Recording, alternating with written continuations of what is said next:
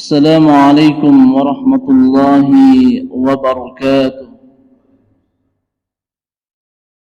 إن الحمد لله نحمده ونستعينه ونستغفره ونعوذ بالله من شرور أنفسنا ومن سيئات أعمالنا. من يهده الله فلا مضل له ومن يضلله فلا هادي له.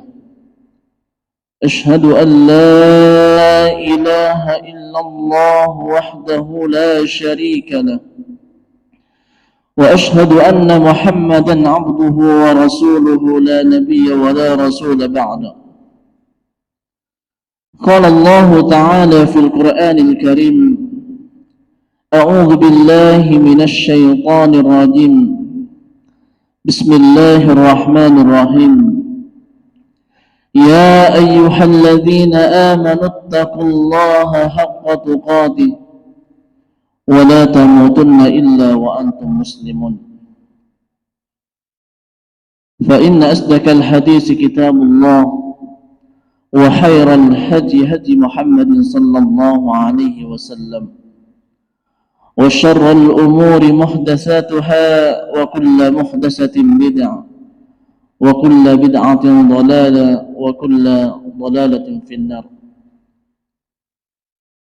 Bapak Ibu jemaah salat subuh yang dirahmati Allah, alhamdulillah, marilah yang pertama kita panjatkan puji syukur kita kehadirat Allah Subhanahu wa taala.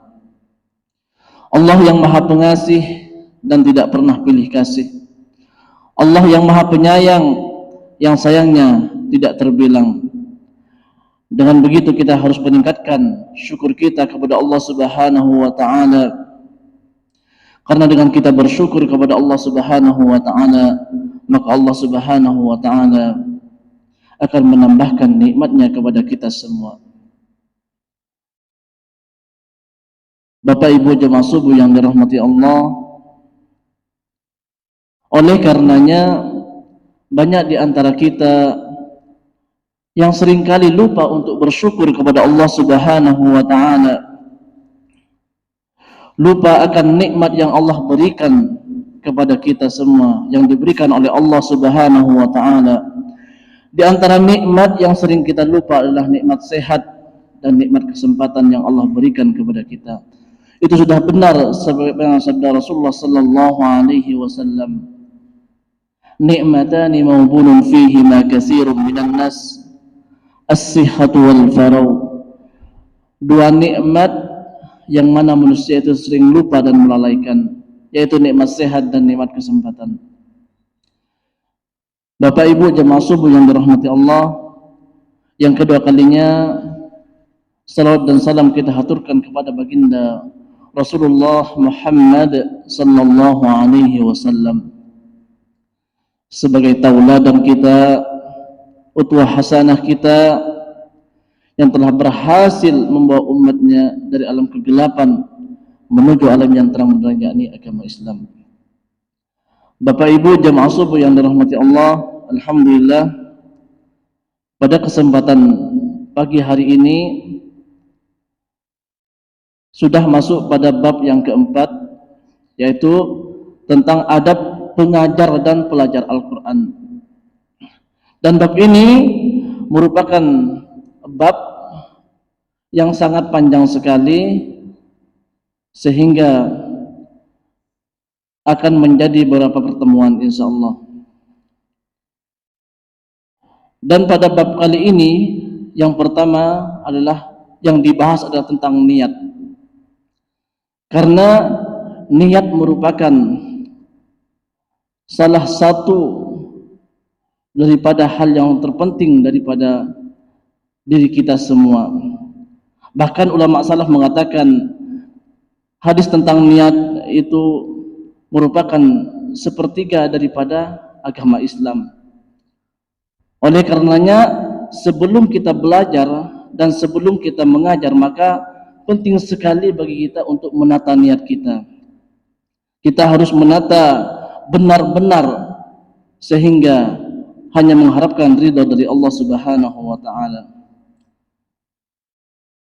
Pada pagi hari ini dalam bab ini juga langsung yang dibahas adalah hadis Nabi sallallahu alaihi wasallam, yaitu tentang niat.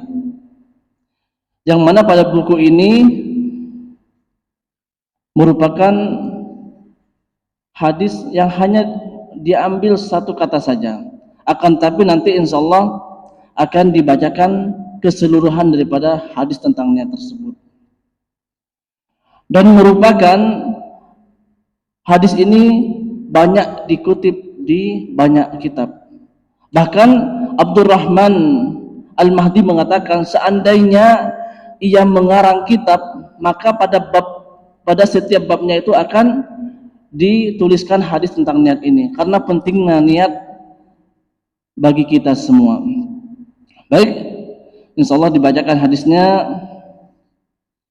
dari Amirul Mukminin Abu Hafs Amr bin Al-Khattab radhiyallahu an, ia berkata bahwa Rasulullah sallallahu alaihi wasallam bersabda, "Innamal a'malu binniyat wa innamal likulli imri'in ma nawa.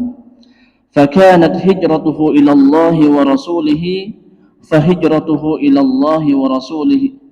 Wa man kana hijratuhu lidunya yusibuha aw amratin yankihuha, fahijratuhu ila ma hajara ilaih." Nah, dari Amirul Mukminin Abu Hafs Umar bin Al-Khattab radhiyallahu an, ia berkata Rasulullah sallallahu alaihi wasallam bersabda, sesungguhnya setiap amalan itu tergantung pada niatnya. Baik itu amal baik dan amal buruk, itu tergantung pada niat kita. Dan ketika kita mengungkapkan niat, maka kita harus ikhlas mengerjakan satu amalan karena Allah Subhanahu wa taala, bukan karena pengen dilihat orang, bukan karena riya, akan tapi benar-benar ikhlas karena Allah Subhanahu wa taala. Itulah pentingnya niat pada diri kita. Karena setiap orang itu akan mendapatkan dari apa yang telah diniatkan tersebut. Ketika kita berniat kebaikan, maka Allah Subhanahu wa taala akan memberikan pahala yang sangat besar kepada orang yang mengerjakan kebaikan. Dan bahkan ketika kita berniat untuk melakukan kejelekan, melakukan kejahatan, terus kita tidak melakukannya karena sadar bahwa azab Allah itu ada, maka kita tidak akan mendapatkan dosa terhadap niat tersebut, akan tapi Allah Subhanahu wa taala memberikan pahala kepada orang tersebut karena telah membatalkan niat jeleknya tersebut. Bapak Ibu jemaah salat subuh yang dirahmati Allah, siapa yang hijrahnya karena Allah Subhanahu wa taala dan Rasulnya, maka hijrahnya itu hanya untuk Allah Subhanahu wa taala dan Rasulnya. Hijrah itu berarti berpindah dari yang jelek menuju hal yang buruk, yang jelek menuju kepada kebaikan. Oleh karenanya sangat penting sekali di antara kita menata niat kita agar supaya hijrahnya itu benar-benar karena Allah Subhanahu wa taala. Dan juga barang siapa yang ingin mencari dunia saja atau karena wanita yang akan ia nikahi, maka hijrahnya itu kepada yang ia tuju tersebut. Jadi kalau niat kita hijrahnya hanya untuk dunia saja, bahkan untuk wanita, maka ia akan mendapatkan apa yang telah ia niatkan tersebut. Bapak Ibu jemaah salat subuh yang dirahmati Allah, hadis ini menjelaskan bahwa setiap amalan benar-benar tergantung pada niat kita semua, dan setiap orang akan mendapatkan balasan daripada apa yang telah kita niatkan tersebut. Balasannya sangat mulia ketika seorang berniat karena Allah Subhanahu wa taala, berada dengan seorang yang berniat dan beramal hanya seakan-akan Allah Subhanahu wa taala akan memberikan apa yang telah dan apa yang akan kita niatkan tersebut. Oleh karenanya jangan sampai kita melakukan niat untuk kejelekan dan melakukan kejelekan tersebut. Karena kalau kita sampai melakukan kejelekan tersebut, maka kita akan terjerumus kepada dosa dan maksiat. Begitupun dengan kita seorang guru, seorang pengajar, kita harus menata niat kita karena Allah Subhanahu wa taala, bukan karena untuk mendapatkan imbalan, bukan karena untuk mendapatkan pujian daripada orang, akan tapi ikhlas karena Allah Subhanahu wa taala. Karena dengan kita menjadi pengajar dan mengajarkan kepada anak-anak kita, santri-santri kita, maka pahalanya insya Allah menjadi pahala yang akan mengalir kepada kita sebagai pengajarnya. Bapak Ibu jamaah salat subuh yang dirahmati Allah, dan juga seorang pelajar juga demikian, kita harus menata niat kita karena Allah Subhanahu wa taala. Kita belajarnya agar supaya diridai oleh Allah Subhanahu wa taala dan mendapatkan ilmu yang bermanfaat. Karena kalau niat kita sudah melenceng daripada yang Allah syariatkan, maka kita akan mendapatkan dari apa yang telah kita niatkan tersebut. Ma'asyiral muslimin jamaah salat subuh yang dirahmati Allah. Faedah daripada hadis tersebut adalah dalam Jami' al-Ulum wal al-Hikam, hadis ini dikatakan oleh Imam Ahmad sebagai salah satu hadis pokok dalam agama kita. Imam Ibnu Tahqiq al-Aid dalam syarahnya juga menyebutkan bahwasanya Imam As-Syafi'i mengatakan kalau hadis ini kita masuk dalam 7 bab fikih, ulama lain menyatakan bahwa hadis ini sebagai sepertiga daripada agama Islam. Jadi setiap hadis daripada niat ini akan diletakkan pada bab yang pertama dan setiap bab pada bab-bab yang lainnya. Karena pentingnya niat kita. Oleh karenanya ketika kita melakukan ibadah kepada Allah Subhanahu wa taala, menata niat kita dan ikhlas karena Allah Subhanahu wa taala. Kata para guru dikatakan bahwasanya ketika kita melakukan ibadah kita harus ikhlas. Ikhlas itu seperti surat Al-Ikhlas. Kenapa? Karena di surat Al-Ikhlas itu tidak ada kata ikhlas, baik itu bahasa Arab dan artinya. Kita harus benar-benar karena Allah Subhanahu wa taala, dan ikhlas ini kita dan Allah saja yang tahu. Karena dengan begitu Allah Subhanahu wa taala akan memberikan ganjaran kepada kita semua. Tidak mungkin suatu amalan itu ada kecuali sudah didahului oleh niat kita. Niat mengajar pasti sebelumnya sudah diniatkan bahwa ia mau mengajar. Dan juga pelajar juga seperti itu. Sebelumnya sudah niat bahwa dia akan belajar. Maka tidak disebut amalan seperti amalan dari orang yang tertidur dan gila. Sedangkan orang yang berakal tidaklah demikian. Setiap beramal pasti sudah memiliki niat. Para ulama mengatakan seandainya Allah Subhanahu wa taala membebani suatu amalan tanpa niat, maka itu sama halnya membebani suatu yang tidak dimampui. Karena pentingnya niat tersebut. Dan juga setiap orang akan mendapatkan apa yang ia niatkan. Maksud hadis ini adalah setiap orang akan memperoleh pahala yang ia niatkan tersebut. Niat itu berarti bermaksud dan berkehendak. Letak niat adalah dalam hati kita. Jadi niat itu benar-benar dalam hati, bukan hanya di luarnya saja, akan tapi hatinya benar-benar ditata. Niat karena Allah Subhanahu wa taala. Sebagaimana Ibnu Taimiyah itu mengatakan niat itu letaknya di dalam hati kita berdasarkan kesepakatan para ulama. Jika seorang berniat di hatinya tanpa ia lafalkan dengan lisannya, maka niatnya sudah dianggap sah berdasarkan kesepakatan para ulama. Jadi niat itu tidak harus kita lafalkan, tidak harus kita ucapkan, tapi niat itu benar di hati kita, benar didata dalam hati kita bahwasanya kita sudah berniat untuk melakukan ibadah ini dan itu. Karena kalau kita melafalkan daripada niat tersebut, kadang di hati kita itu juga ada pengen dipuji, bahwasanya oh saya sudah berniat ini untuk melakukan ini, padahal di sampingnya itu ada orang, pengen didengar orang, sehingga niat itu bukan karena Allah Subhanahu wa taala. maka setidaknya kita harus memperhatikan niat itu. Kita harus benar-benar menata niat kita karena Allah Subhanahu wa taala. Dan juga di situ hijrah. Hijrah itu berarti meninggalkan, secara istilah itu hijrah adalah berpindah dari negeri kafir ke negeri Islam. Dan hijrah ini hukumnya wajib bagi kaum muslimin ketika ia tidak mampu menampakkan lagi syiar agamanya di negeri orang-orang kafir.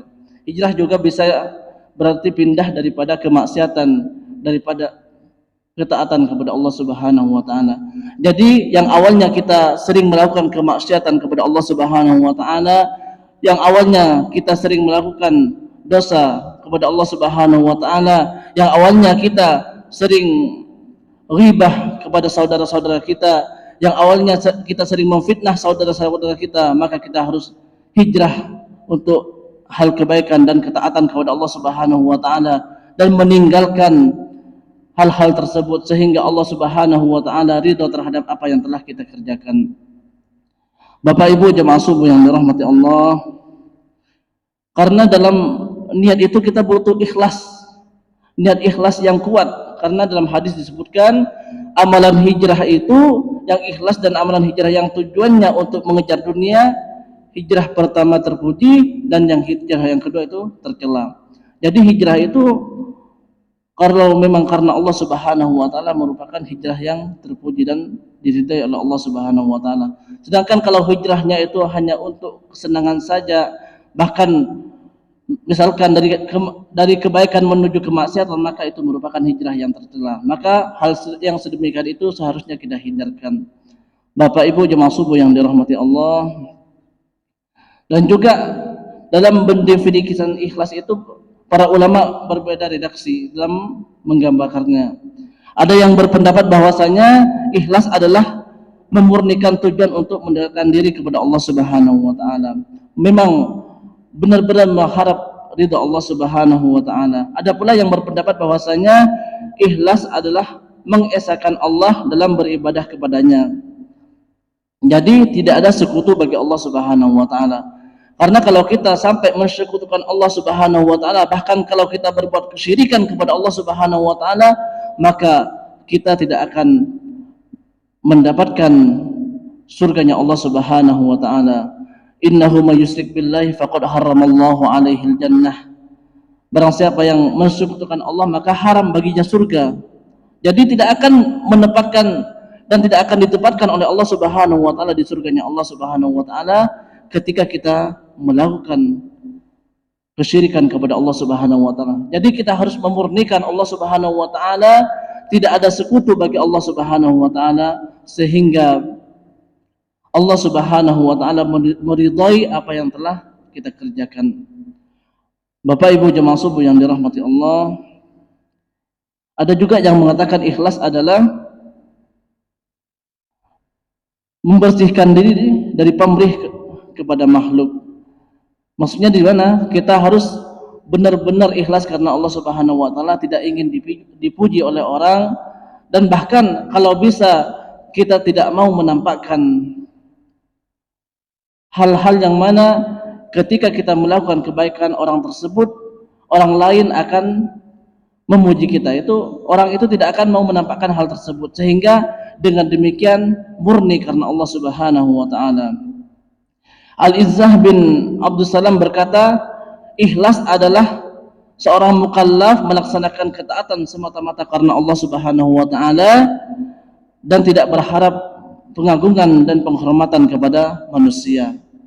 Jadi kalau Al-Izzah Abdul Salam itu mengatakan, kalau kita beribadah itu benar-benar karena Allah Subhanahu wa taala, semata-mata karena Allah Subhanahu wa taala, tidak ingin dilihat dan tidak ingin dianggap riya. Oleh karenanya, karena sangat pentingnya dalam niat tersebut. Bahkan Al-Harawi mengatakan ikhlas ialah membersihkan amal dari setiap noda, membersihkan amal dari setiap dosa dan noda. Karena pasti di antara hati kita, di samping kita melakukan kebaikan, juga akan pernah melakukan kejelekan dan keburukan, dan ingin membersihkan noda tersebut sehingga dalam hatinya itu benar-benar karena Allah Subhanahu wa taala, nodanya dibersihkan sehingga dalam hatinya itu benar-benar hanya karena Allah Subhanahu wa taala. Dan juga Abu Usman berkata, ikhlas adalah melupakan pandangan makhluk dengan suatu melihat kepada Al-Khaliq sebagai penciptanya, yaitu Allah Subhanahu wa taala. Dengan kita ikhlas kepada Allah Subhanahu wa taala, maka ia akan dan tidak ingin dilihat oleh makhluk, yaitu manusia, sehingga benar-benar ketaatannya itu hanya karena Allah Subhanahu wa taala. Dan juga Abu Hudzaifah Al-Mas'ari berkata, ikhlas ialah kesesuaian perbuatan seorang hamba antara lahir dan batin. Jadi kita harus menyesuaikan ibadah kita karena Allah Subhanahu wa taala. Oleh karenanya sangat penting sekali di antara kita menata niat kita karena Allah Subhanahu wa taala, bukan karena ingin dipuji oleh orang lain. Bapak Ibu jamaah salat subuh yang dirahmati Allah, ikhlas itu menghendaki keridhaan Allah Subhanahu wa taala dalam suatu amalan, yaitu dengan membersihkan segala apa yang ada dalam hati kita, noda-noda kotor kita yang ada dalam hati kita, kita bersihkan sehingga hati kita benar-benar bersih daripada perbuatan dosa dan kemaksiatan kepada Allah Subhanahu wa taala. Dan jangan sampai di antara kita mensekutukan Allah Subhanahu wa taala. Karena kalau kita mensekutukan Allah Subhanahu wa taala, setiap amalan yang kita kerjakan itu akan sia-sia. Tidak ada gunanya kalau masih melakukan kesyirikan kepada Allah Subhanahu wa taala. Bapak Ibu jamaah salat subuh yang dirahmati Allah, mungkin ini dulu pada pertemuan kali ini,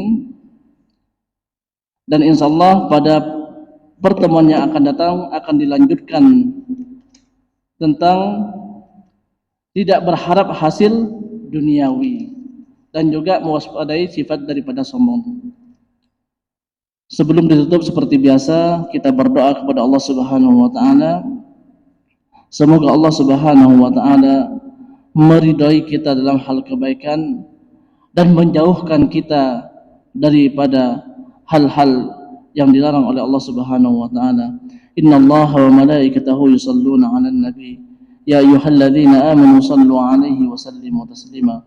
Allahumma ighfir lil muslimina wal muslimat wal mu'minina wal mu'minat al ahya'i minhum wal amwat innaka sami'un qaribun mujibud da'wat ya qadil hajat. Allahumma arinal haqqa haqqan warzuqna ittiba'ah wa arinal batila batila warzuqna ijtinabah. Allahumma inna nas'aluka salamatan fid din wa afiyatan fil jasad wa ziyadatan fil ilmi wa barakatan fil rizqi wa taubatan qabla al maut wa rahmatan indal maut wa maghfiratan ba'dal maut. Allahumma hawwin 'alaina fi sakaratil maut wan najata minan nar wal afwal hisab. Allahumma inna nas'aluka ilman nafi'an wa rizqan tayyiban wa 'amalan mutaqabbala. Allahumma inna nas'aluka salamatan fid din wa afiyatan fil jasad wa ziyadatan fil 'ilmi wa barakatan fil rizqi wa taubatan qabla al maut wa rahmatan 'indal maut wa maghfiratan ba'dal maut. Allahumma hawwin 'alaina fi sakaratil maut wan najata minan nar wal afwal hisab. Allahumma yassir wa la tu'assir. Allahumma yassir lana umurana umurad dunya wal akhirah. Allahumma ighfir lil muslimina wal muslimat wal mu'minina wal mu'minat al ahya'i minhum wal amwat innaka sami'un qaribun mujibud da'wat ya qadil hajat. Asbahna ala fitratil islam wa ala kalimatil ikhlas wa ala dini nabiyyina Muhammadin sallallahu alaihi wasallam wa ala millati abina Ibrahim hanifan muslima wa ma kana minal musyrikin. Rabbana atina fid dunya hasanah wa fil akhirati hasanah wa qina adzaban nar. Subhana rabbika rabbil izzati amma yasifun wa salamun alal mursalin walhamdulillahi rabbil alamin wa akhiru da'wana alhamdulillahi rabbil alamin. Assalamualaikum warahmatullahi wabarakatuh.